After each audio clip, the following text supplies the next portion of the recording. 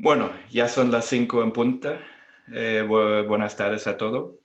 Bienvenido a este webinar. Yo voy a dar una presentación, la voy a compartir. A ver. Vale, ahora se debería ver mi presentación. Yo voy a hablar, contar cosas y podéis hacer preguntas, ¿vale? Habrá una funcionalidad de Q&A, de preguntas y respuestas, y también hay un chat, ¿vale? Yo intentaré estar pendiente durante la charla, pero bueno, es posible que se me despisto o que no quiero romper el flujo. Pero tranquilos, todas las preguntas vamos a tener al final un tiempo para contestarlos.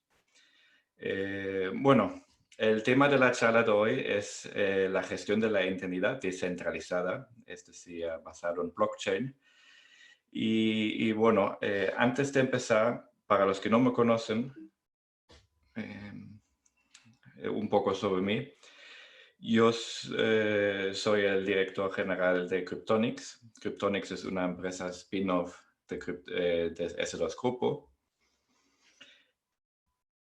Y bueno, mi historial es en sistemas distribuidos, ¿no? Yo he trabajado muchos años como investigador en el ámbito académico, en sistemas distribuidos, y después me cambié a la ciberseguridad como director de I+D en S2 Grupo. Y el año pasado decidimos lanzar una empresa que combina las dos cosas, que es un spin-off de esos grupos dedicándose al blockchain, ¿vale? Todo lo que es blockchain, criptografía y sobre todo ciberseguridad en estos entornos, ¿vale? Personalmente, trabajo mucho en auditorías de código de contratos inteligentes. He auditado muchos proyectos. También he programado contratos inteligentes. Uy, perdón. En fin, lo que hago es construir sistemas blockchain y asegurar que están seguros, ¿no? Y bueno, pasando al tema de hoy, que es el problema de la identidad digital. Los usuarios de Internet lo saben, ¿vale? Gestionar una identidad en Internet es muy difícil, sea para un dispositivo o sea para una persona. Tenemos un montón de contraseñas, un montón de usuarios, certificados y es muy difícil gestionarlo, tanto para el usuario como para el que ofrece un servicio.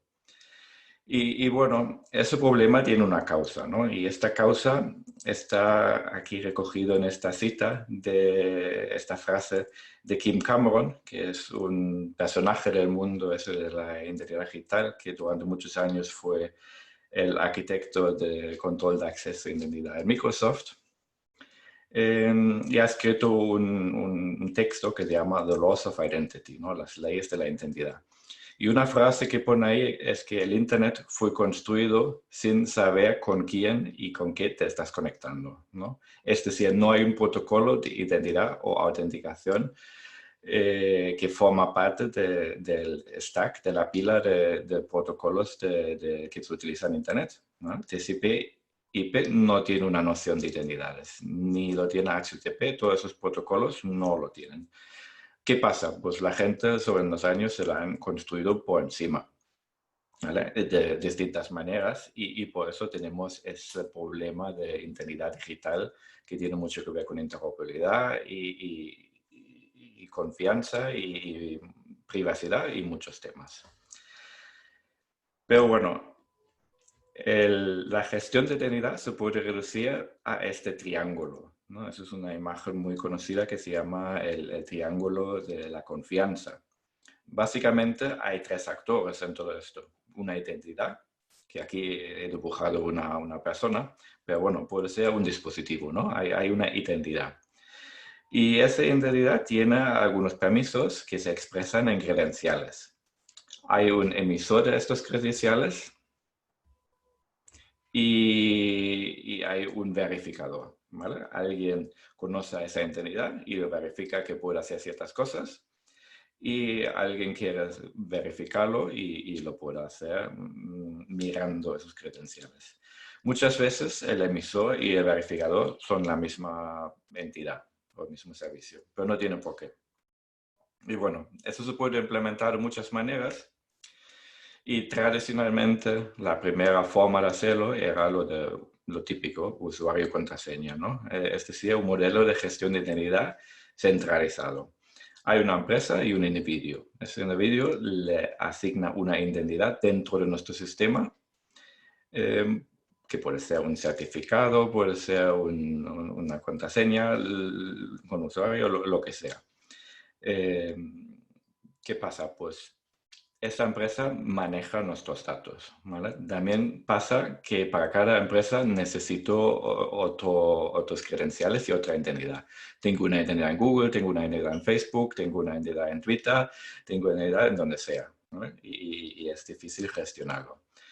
Y si hablamos como cosas como Internet of Things y tenemos dispositivos, millones de dispositivos en medio, además de las personas, pues aún más complicado para identificar a todo el mundo.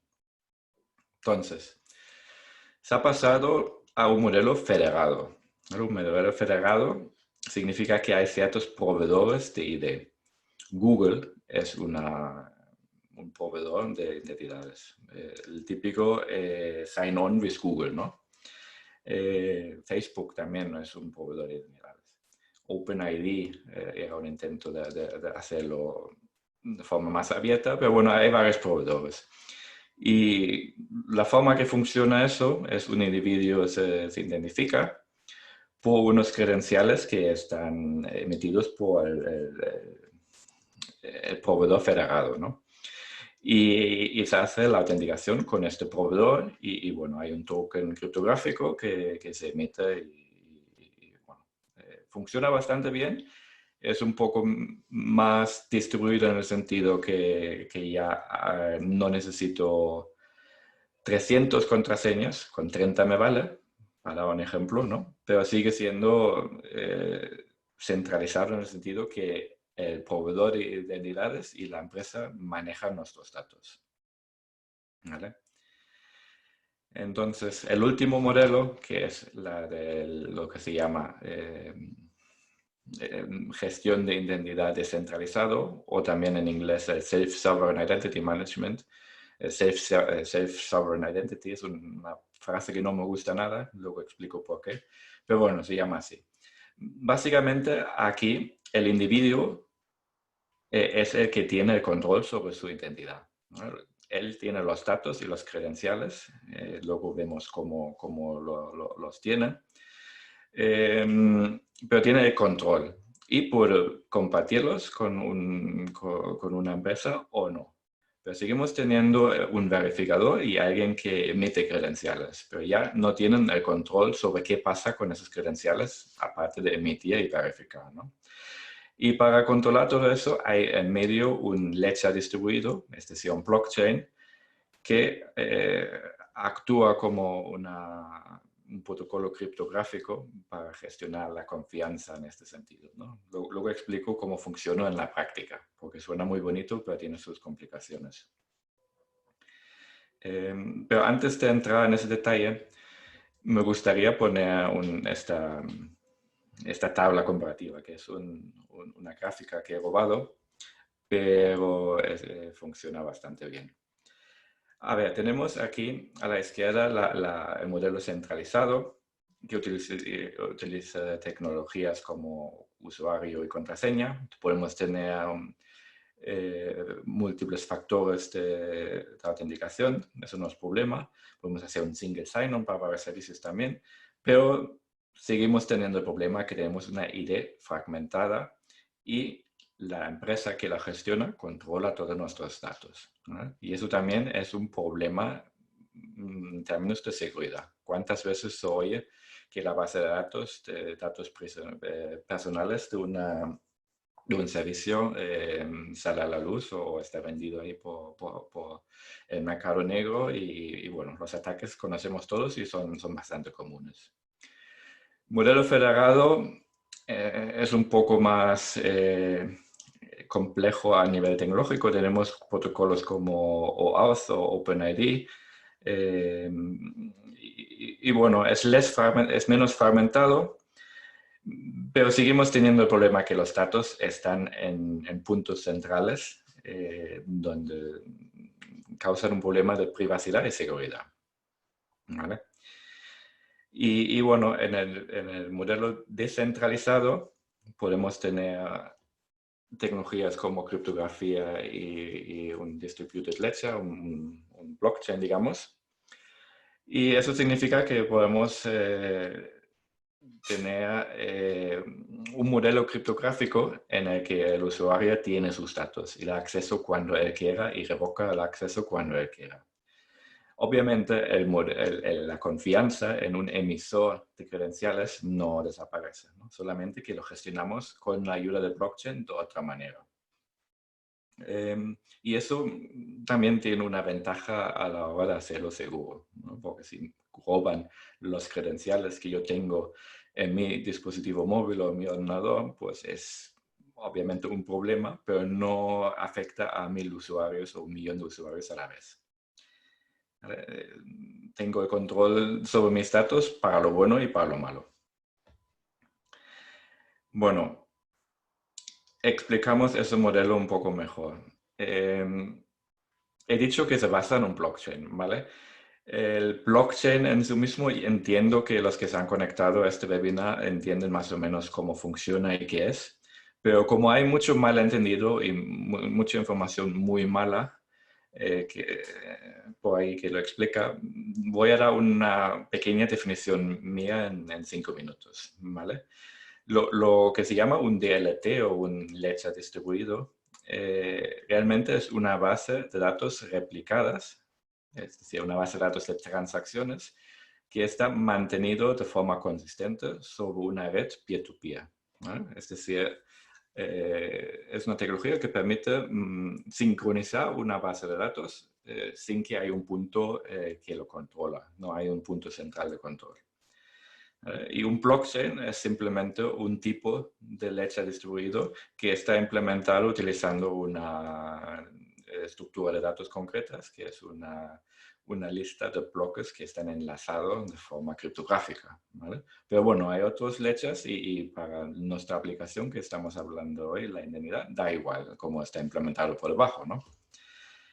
Realmente el problema que eso resuelve es lo que he dicho, ¿vale? Tenemos esta red de ordenadores con una base de datos que tiene unas transacciones y como no hay LIDA en esto, no hay un punto central, una base de datos central, hay que llegar a un acuerdo cómo se sincroniza. Y hay ciertas condiciones que hay que cumplir, ¿vale?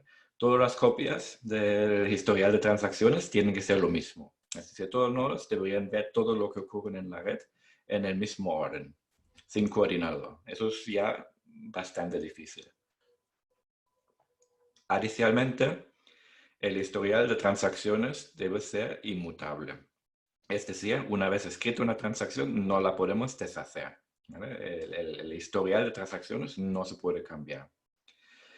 Y lo que lo hace muy difícil es que no todos los participantes en esta red pueden ser honestos, ¿no? Hay gente que quiere engañar y cambiar el historial de esto. Entonces necesitamos métodos criptográficos para impedirlo. Y como último, lo he puesto aquí en paréntesis porque no aplica a todos los blockchains o todos los ledgers, es que todo el mundo puede participar, ¿vale? Es un sistema completamente abierto, por lo menos en la versión purista. Luego hay sistemas más cerrados, pero bueno, no hay un control de quién se une ahí a este protocolo para sincronizar un ledger.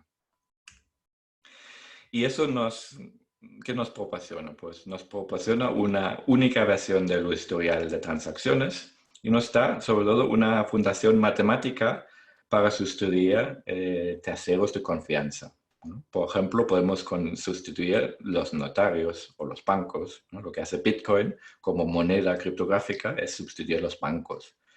Ya no necesitamos un banco que mantiene el historial de transacciones o los bancos, digamos. Está todo entre los usuarios, ¿vale? Y nos da también un historial inmutable que es auditable, ¿vale? Todo el mundo puede ver que todo ha sido en orden y puede verificar el historial. Y bueno, eso se utiliza y sirve para la digitación de activos, ¿vale? Un activo puede ser cualquier cosa, una criptomoneda, una cosa con valor en la vida real o un concepto como una identidad, ¿no? O un derecho a voto, cosas así más abstractas. Bueno, lo que no proporciona es privacidad extra, eso en el tono de identidad hay que entender, ¿vale? Para tener esa privacidad que queremos para nuestros datos hay que estar haciendo cosas fuera del blockchain también. No proporciona seguridad, ¿vale? El hecho que estamos trabajando con criptografía no significa que todo está encriptado y seguro. En contrario, solamente, bueno, todo es abierto y transparente. Cualquier seguridad en términos de proteger datos tenemos que implementar aparte, ¿vale? No es fácil interactuar con el mundo externo, por ejemplo, dispositivos, ¿vale? Eso para temas de ID a veces también, bueno, tiene sus implicaciones. El rendimiento no mejora por tener un blockchain, al contrario, el blockchain frena todo para hacer esa sincronización entre un montón de nodos. Y no podemos guardar grandes cantidades de datos, ¿no? Y no podemos hacer cosas muy complejas. Pero lo que es más importante y lo que en el entorno de la identidad, de la gestión de datos, mucha gente entiende mal, solamente porque yo escribo un dato al blockchain, no significa que ese dato es verdad, ¿no? Yo puedo decir que mañana va a llover y no es verdad, ¿no? O sí, pero bueno, quiero decir que yo puedo escribir al blockchain lo que me dé la gana. Y no es una máquina de verdad como muchos proyectos lo venden. Pero bueno, eso es el concepto de la pertenencia digital. ¿Ya? Lo que blockchain realmente nos permite es tener cosas del mundo real y representarlo de alguna forma digitalmente. Y es bastante sencillo, ¿vale? Tenemos una cosa que existe en el mundo real o no, ¿no? Puede ser una criptomoneda, un tipo de activo nuevo, pero bueno, puede ser, por ejemplo, la Mona Lisa, una obra de arte.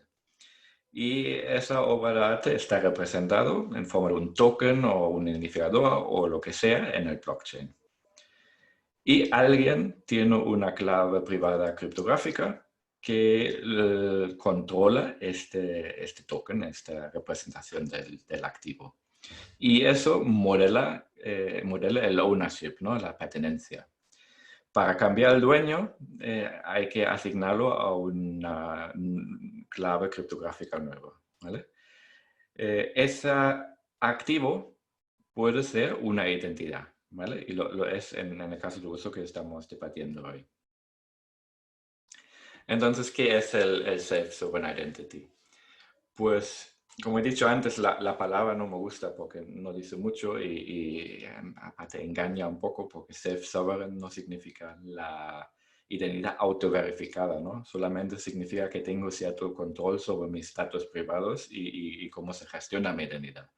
Pero sigue existía ese concepto de la confianza a un emisor de credenciales. Pero bueno, lo que hace realmente la gestión de identidad con blockchain es hacer uso del blockchain como infraestructura de clave pública, ¿no?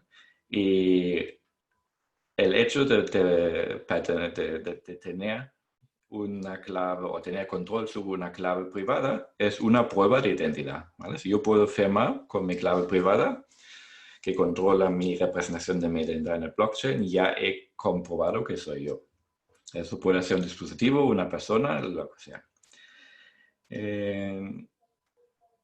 En el mismo concepto independiente que está en un blockchain, está el concepto que yo tengo todos mis datos. Y esos datos están en un wallet, lo llaman el Identity Wallet, que puede ser un software o un hardware, lo que sea, pero es algo que gestiona una cierta cantidad de claves privadas y credenciales que son documentos firmados con otras claves privados, ¿vale? Con el emisor de las credenciales. Y bueno, esos credenciales verificables les sigue emitiendo un tercero de confianza en el sentido que si un gobierno quiere emitir un pasaporte digital sobre blockchain, lo emite el gobierno, ¿vale? No, Pero bueno, también hay muchas cosas donde se puede trabajar con identidades que no están verificadas por nadie, solamente por mí mismo, ¿vale? Por ejemplo, mi cuenta Google. Nadie me ha pedido que envíe mi pasaporte a Google para verificar que realmente soy yo. Pero bueno, si yo me creo una identidad en el blockchain, lo primero que puedo hacer es comprobar que siempre soy yo, ¿vale? En un servicio o en otro puedo comprobar que es la misma persona. Y luego, bueno, se puede hacer verificaciones sobre esta identidad que tengo en el blockchain. Vamos a verlo en un dibujo, ¿vale? Ahí abajo tenemos el blockchain. Eso tiene una identidad, está aquí. Y yo como dueño de la identidad realmente tengo la clave privada, por lo cual pertenece a mí, ¿vale? También tengo este wallet, monedero de identidades, que también es mal nombre en mi opinión, pero bueno, tengo un software, un hardware o algo donde hay unos credenciales, ¿vale? O no, pero bueno, lo tengo, lo puedo poner ahí. Y en el otro lado están los mismos actores de siempre, el emisor de credenciales y el verificador, y hay una relación de confianza entre ellos, ¿vale? Entonces, el emisor puede hacer dos cosas. Primero, puede emitir un claim, alguna cosa que dice algo sobre mi identidad. Y eso es público en el blockchain, ¿vale? Por ejemplo, puede ser que esta identidad pertenece a alguien que tiene más que 18 años o está verificado para cierto servicio. Pero bueno, suelen ser cosas que no tienen gran problema de privacidad, ¿no? No se pone como una identidad, un credencial tipo pasaporte en el blockchain porque eso es todo público, ¿vale? Los datos más delicados tienen que ir en mi propio wallet de identidad, ¿vale? Entonces también el emisor me puede emitir credenciales. Luego vemos un ejemplo cómo eso está implementado a nivel práctico, ¿no? Un documento de credencial, pero básicamente es algo que dice algo sobre mí y está firmado criptográficamente. Y bueno, cualquier verificador lo puedo verificar en el blockchain. O le puedo dar acceso temporal o le puedo pasar una prueba, ¿vale? Que puede ser solamente una firma o puede ser un Zero Knowledge Proof, que es una forma criptográfica más avanzada de comprobar cosas sin disclosar mis datos, ¿vale? Pero siempre tiene una relación con la identidad que está representada en el blockchain. Bueno, eso realmente se construye en la práctica en varias capas, ¿no? La capa más baja es el identificador descentralizado y esto ya está empezando a estandarizarse, ¿no? Lo llaman el DID o el DID. Nunca sé cómo se pronuncia, básicamente porque hay gente que pronuncia de una forma y otros lo pronuncian de otra, ¿no? Pero bueno, hay un DID. Y yo puedo tener miles de DIDs, ¿vale? De identificadores. Me puedo crear varios, pero bueno, todos siguen un estándar. Y esos los puedo utilizar para autenticarme y sobre eso hay esos claims verificables o los credenciales verificables, ¿no? Se suelen llamar claims cuando están públicamente así en el blockchain y credenciales cuando es una cosa más, un documento firmado en mi Identity Wallet. Pero bueno, eso también ahí se mezclan un poco las palabras como la gente lo llama.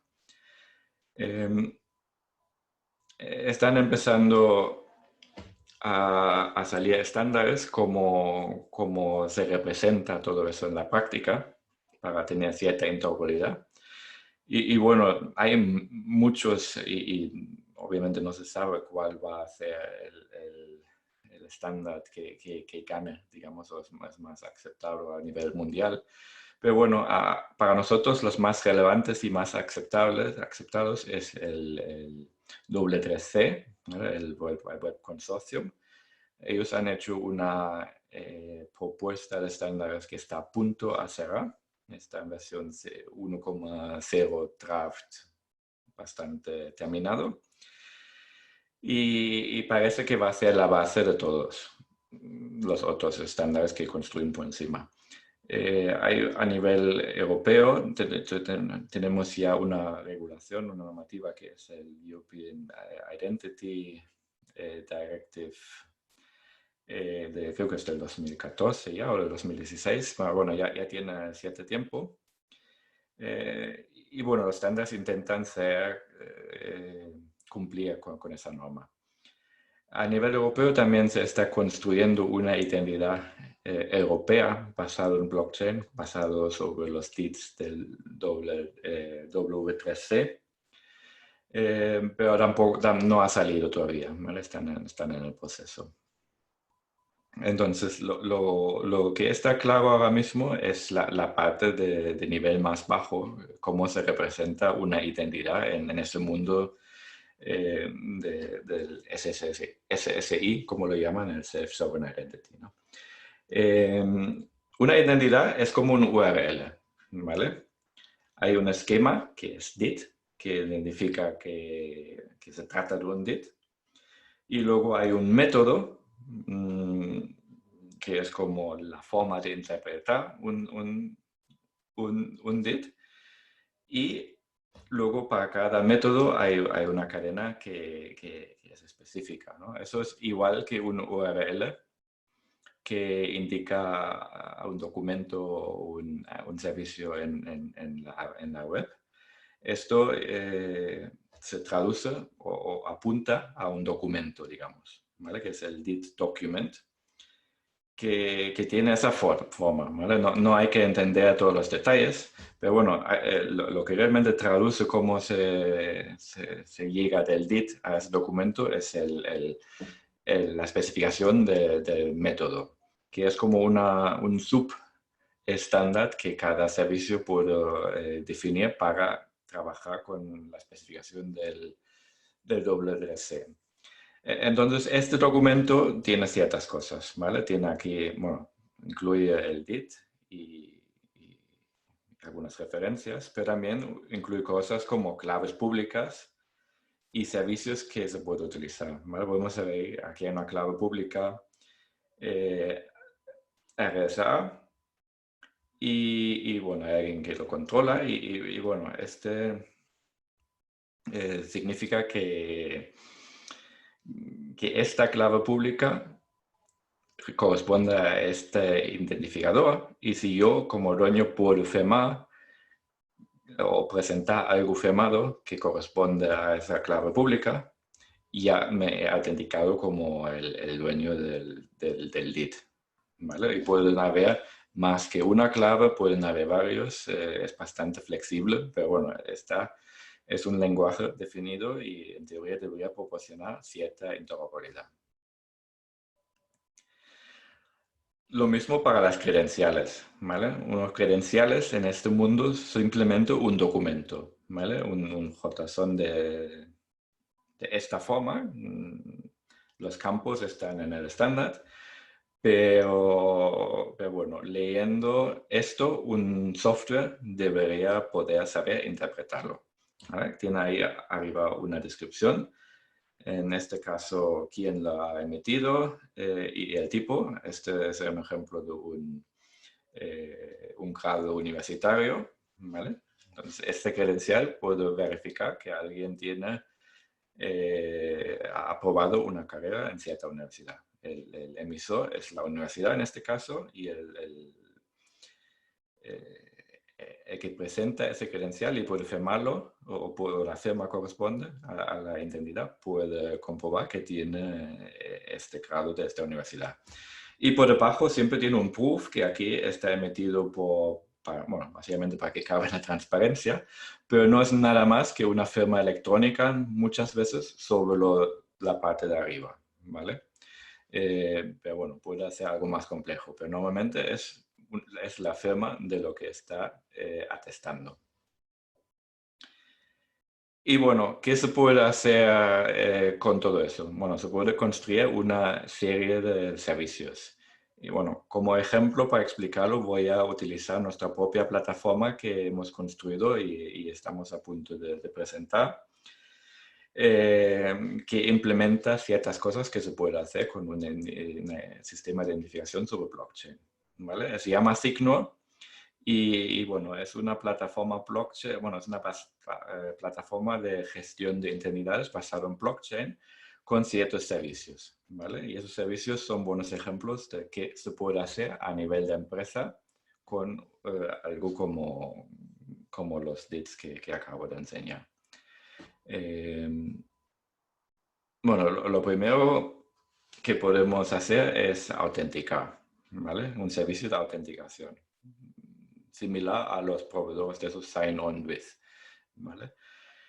Pero bueno, se puede ofrecer como un servicio para empresas utilizarlo como servicios de autenticación para sus servicios, ¿vale? Como un sign-on as a service, digamos, autenticación as a service. Podemos hacer timestamping de documentos. Todo eso voy a entrar en cada uno, ¿no? Podemos hacer firmas digitales con sistemas de firmas digitales con estas identidades. Podemos emitir certificados. Podemos tener un servicio de e-voting, ¿no? de votaciones electrónicas. Una vez una DIT está verificado para elegible para votar en cierta elección, pues se puede utilizar para votar. Y podemos hacer, combinando otros servicios, un sistema de contratos privados firmados y criptográficamente sellados. Bueno, autenticación. Pues sin entrar en demasiado detalle, hay un protocolo que se llama DIT-Auth y hay otros protocolos, pero básicamente se utiliza un DIT con una credencial verificada para prueba de soy quien digo que soy, ¿vale? Y hay un protocolo de Challenge Response, como en la web es bastante común para autenticarme. Y me llega un token. Bueno, he visto que alguien ha levantado la mano para preguntar algo. Sergio, un momento. Bueno, puedes hablar, Sergio. Bueno, igual era un error y no quería preguntar, pero bueno. Sí, perdona, que es que luego, venga. Ah, vale, ok.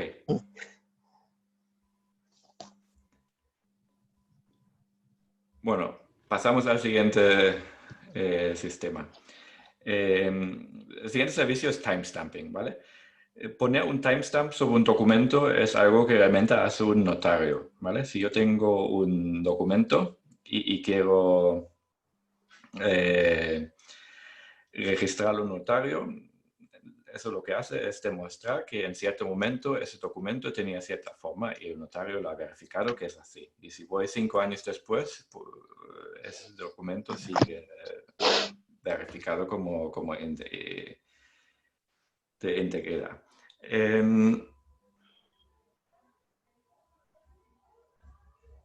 Si llevamos esto al blockchain, es lo mismo, pero sin el notario, ¿vale? Si por ejemplo, yo cojo una huella digital, un hash de un documento y lo escribo al blockchain, el momento que el blockchain lo acepta como en un bloque, ese bloque está sellado con el timestamp, por lo cual tenemos lo mismo, ¿vale? Eso podemos utilizar para tener una forma de notarizar sin notario. Casos de uso, protección de propiedad industrial, prueba de autenticidad de documentos, ¿no? O puedo registrar un contrato privado sin ir al notario, cosas así. Bastante útil. Llevarlo un paso más allá es lo de certificados, ¿no? El ejemplo que hemos visto antes de una universidad emitiendo un certificado para una identidad en concreta. ¿Vale? El certificado realmente corresponde a un credencial verificable, digamos. Ventajas, pues se puede verificar en tiempo real, ¿vale? Si yo me presento un trabajo con mi título universitario, no tienen que pedirme documentos y llamar a la universidad para ver si todo eso es realmente auténtico. Se puede hacer un momento. Eso obviamente reduce el fraude con certificado y puede reducir el costo. Firmas digitales, ¿vale? Ya tenemos un PKI y tenemos unas entidades, pues con nuestras claves privadas podemos firmar digitalmente. Podemos utilizar el mismo DIT para firmar documentos y con eso se puede construir, por ejemplo, una especie de DocuSign. ¿Vale? En DocuSign, lo conocéis, un servicio para firmar digitalmente, pero no tiene esa validez criptográfica. Pero bueno, aquí lo podemos hacer con los DITs. La forma de hacerlo es firmar dos entidades un documento con su clave privada de un DIT y luego utilizar el timestamping para registrarlo en el blockchain, que nos lleva a los contratos privados digitales, ¿vale? Que es una interfaz gráfica que permite justamente eso para hacer ese DocuSign que acaba de mencionar, ¿vale? Tenemos un registro de contratos en el blockchain, pero solamente son huellas digitales y firmas, ¿vale? No es nada más. El documento lo tiene cada entidad en su control, ¿vale? Es un ejemplo donde los datos no tienen que salir de nuestra entidad. Pues votaciones electrónicas. Eso es un tema muy delicado porque ahí entran, aparte del tema de identidad, aparte del tema de un conflicto entre la transparencia que se quiere dar. Todo el mundo debería ver los votos en el sentido que un candidato o algo sobre que se vota está correctamente contado, pero a la vez nadie quiere que se vea su propio voto, ¿no? Entonces, los DITs con credenciales verificables se puede construir un sistema que permite hacerlo de forma segura y privada, ¿vale? Ventajas, pues los votos se cuentan automáticamente en un contrato inteligente, es auditable, todo el mundo puede verificar el resultado y si se hace bien, se puede hacer de forma privada, ¿no? En nuestro GitHub de Cryptonics tenemos 3 contratos inteligentes que implementan varias formas de votar, ¿no? Como ejemplos, pero bueno, se puede hacer de muchas formas. ¿Cómo se implementa eso en la práctica? Pues lo bueno de utilizar un DIT estandarizado es que realmente se puede desplegar sobre distintos blockchains, ¿vale? Nosotros nos gusta trabajar con Ethereum, pero podemos trabajar con Hedera, con un Quorum blockchain privado o con cualquier otro blockchain realmente. El método DIT que hemos definido, que es el SignalDIT Method, permite identificar en qué blockchain está un DIT específico. Y por encima tenemos un protocolo que es open source de librerías y resolvas que resuelven. Y bueno, nuestro propio sistema tiene unos APIs y tendrá distintos servicios por encima de estos APIs. Pero bueno, se puede utilizar para construir muchas cosas. A ver, el método DIT que hemos distribuido, que hemos definido, lo hemos enviado ya al W3C para verificarlo. Esperemos que lo acepten en prueba y entonces tendrá el sello que esté provisionalmente compatible o conforme con el estándar, ¿vale? No puede ser 100% conforme con un estándar porque el estándar no está cerrado todavía, ¿no? Pero esa aceptación provisional esperemos tener en prueba. Entonces, nuestro DIT, en comparación con otros, esa es la razón, digamos, por qué hemos utilizado nuestro propio método, es que identificamos el network, ¿vale? Podemos identificar qué blockchain utilizamos. Entonces, la mayoría de las que ya existen van o sobre Ethereum, o sobre Hyperledger, o sobre un blockchain en concreto. Y bueno, hay algunos más, pero bueno, por varias razones hemos decidido hacer nuestro propio método. Pero bueno, eso está también en nuestro GitHub. Hay un documento que está toda la especificación.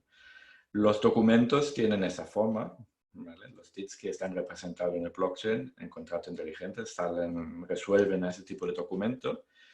Y bueno, tiene aquí, es bastante sencillo y minimalista en el sentido que hay claves públicas que corresponden a direcciones Ethereum. Y nuestro DIC realmente es un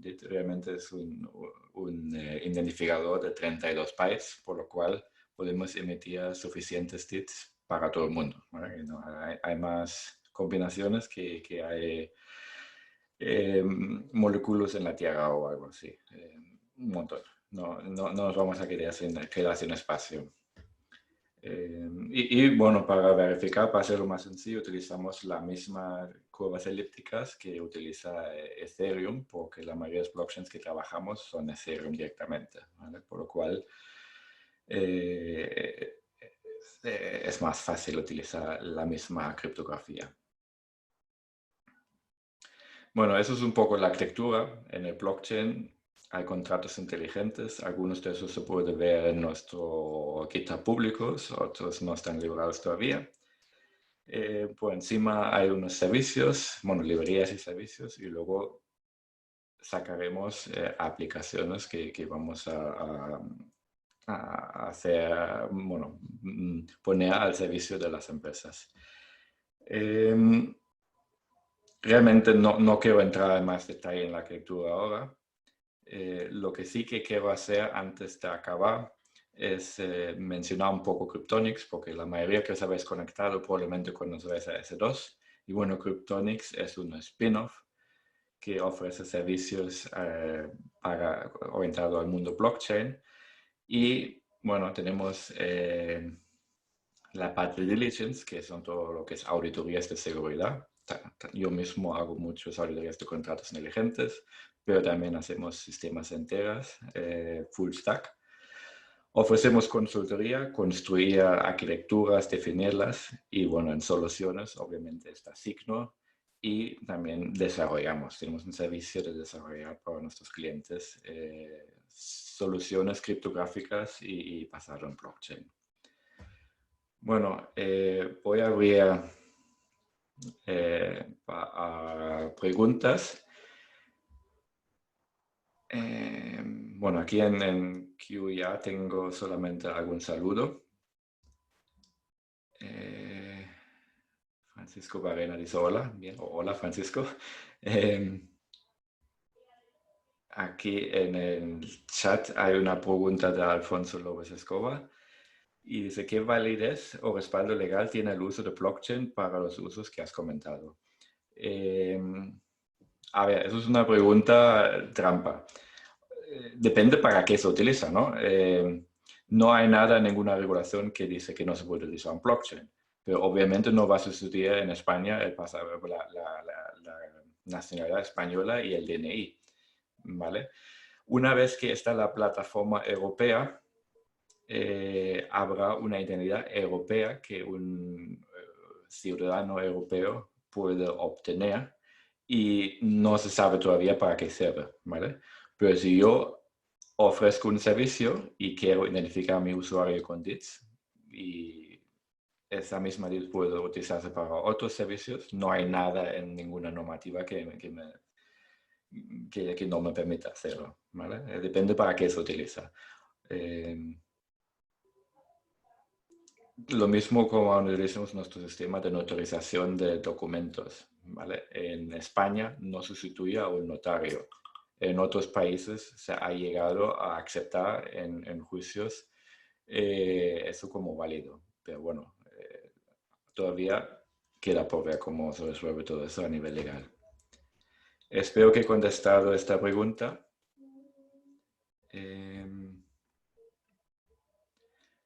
Luego hay otra pregunta de Francisco Moya que dice, si no me equivoco, todas las soluciones que has comentado son hoy en día factibles mediante, digamos, tecnologías clásicas o tradicionales. ¿Qué ventaja tiene utilizar esta aproximación sobre las soluciones clásicas? Pues la respuesta a eso es sí. Tú puedes tener una infraestructura de clave pública para hacer todo eso centralizada, ¿vale? Pero ¿quién mantiene esa infraestructura centralizada? Para que las DITs o las identificadores que están en esa infraestructura de clave pública sean fiables, tendría que ser, digamos, un gobierno o algo así, ¿vale? Y bueno, y vale otro gobierno que no confía en este gobierno. Realmente este punto central de confianza es el que queremos eliminar, ¿vale? Y esta entidad tiene mucho control sobre todos nuestros datos, ¿vale? Es el único proveedor que ve todos nuestros datos. Mientras, si utilizamos una infraestructura de cloud pública que no pertenece a nadie, ¿vale? Que es completamente abierta, ese control no existe, digamos, está distribuido entre los distintos emisores y a mí mismo, porque yo controlo todas las claves privadas eh, que trabajan con este identificador. Espero que lo he contestado más o menos bien.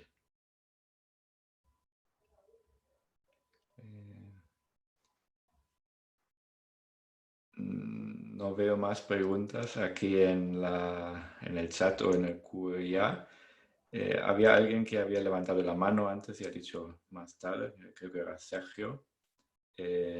Sí, no, pero iba en la línea de la misma pregunta. O sea, yo es que sí que lo veo, mi duda era esa, o sea, en realidad, ¿qué ventaja aportaba? Porque veo que es el mismo mecanismo.